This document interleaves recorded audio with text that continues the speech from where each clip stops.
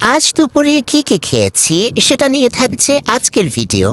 তো খাবারটা প্রথমে শুরু করেছিলাম আলু দিয়ে ছোট মাছের এই চচ্চড়ি দিয়ে। এই ছোট মাছটা পদ্মা নদীর, খেতে ভীষণই মজা।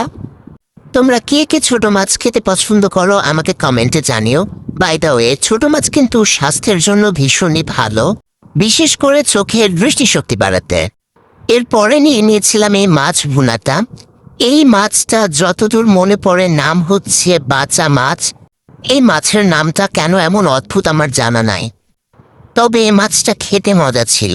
আমি একটা মানুষ যে সব খাবারে মজা লাগে, তো সব শেষে নিয়ে নিয়েছিলাম মিষ্টি কুমড়া দিয়ে তেলাপিয়া মাছের এই তরকারিটা। আমি সাথে মিষ্টি কুমড়ার বীজিও নিয়ে নিয়েছিলাম।